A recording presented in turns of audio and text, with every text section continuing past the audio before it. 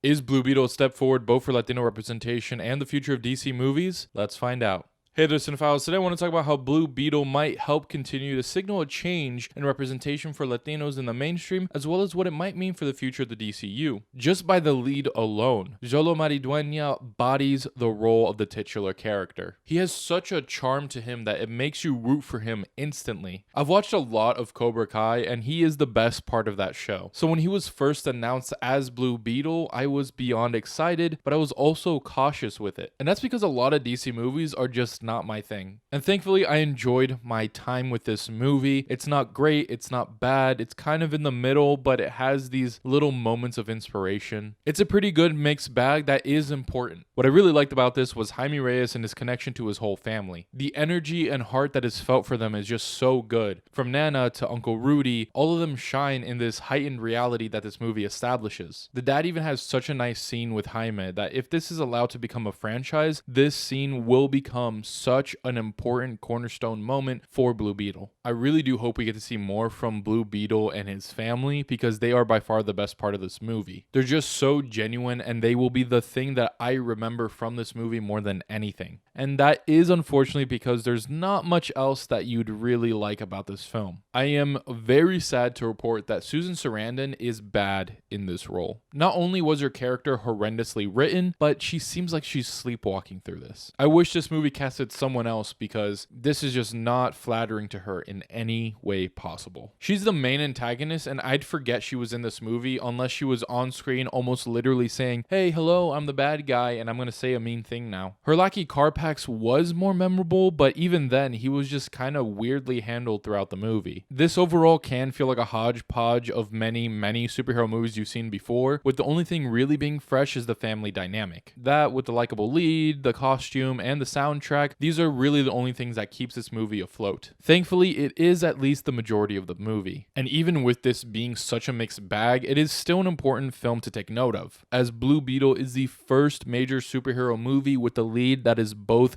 Latino in character and actor. Looking back at the biggest franchise of the past 15 years, the MCU has started to include more and more Latino representation. Their list isn't incredibly long, and a lot of their characters aren't technically Hispanic that are played by Hispanic actors, but let me list them off for you anyway. You have Zoe Saldana as Gamora, Benicio del Toro as the Collector, Lupita Nyong'o as Nakia, Michael Peña as Luis, who isn't even in the third movie of his franchise, Salma Hayek as Ajak, who is dead and not in the movie much, Oscar Isaac as Moon Knight, which hopefully he can make his on-screen debut soon, Xochitl Gomez as America Chavez, hopefully we get to see her again soon as well, and of course the Nation of Talocan. So I will say at least they have fared better than a pre-Blue Beetle DC, but of course there is still much more work to be done in the MCU, but let's shift over to DC now. In The Flash, Barry Allen is now half Hispanic, with his mom being the one who's Hispanic. And to my knowledge, Barry Allen isn't half Hispanic or half Latino in most of the comics. And with Ezra Miller playing Barry Allen, well, Ezra Miller's Jewish, Dutch, and German, so I don't know why they felt the need to make him half Hispanic. I don't know, that was just a weird choice. But speaking of half Hispanic characters, you have Bane played by Tom Hardy, and well, Tom Hardy's not half Hispanic, or full, or any.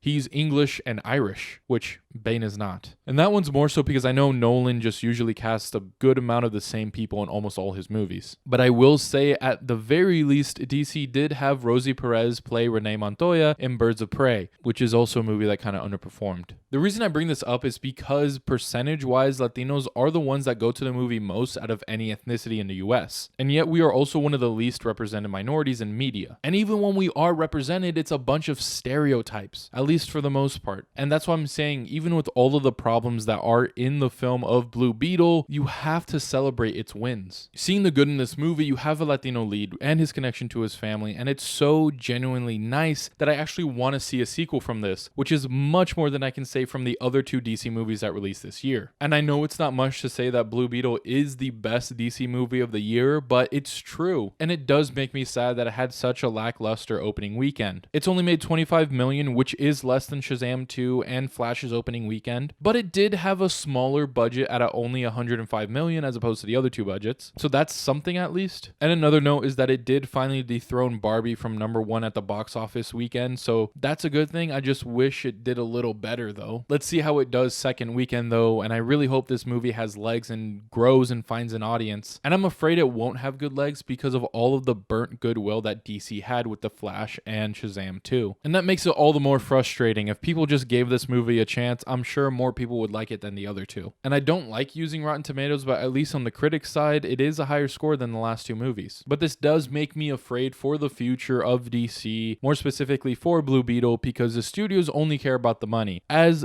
clearly evidenced by the strikes going on. And I'm so tired too of having to wait years in between movies with bigger budgets that have Latinos in the lead. Hispanic movies should be able to still be average too without being torn apart quality wise or at the box office, or worse, even being called worse than Strays, which I unfortunately have seen some people do. And I know another reason why some people don't like this movie is just because they don't see themselves in it and they don't understand some of the cultural aspects to it, but I think that should be okay. I mean, other cultures have had to put up with other movies that don't deal with their culture and yet they still find enjoyment in it, so why not do it with this? Anyways, Blue Beetle overall is just a fun and feel-good time. It doesn't reinvent the wheel in any means, but it does bring something so sweet to the table with the family dynamic. It leaves me feeling satisfied, and with James Gunn saying that this is the first character in the DCEU, I am at the very least excited to know that Jaime Reyes will be flying around and representing Latinos everywhere. I just hope they keep Xolo Maridueña in the role because he really does deserve a trilogy. I give Blue Beetle a 2.5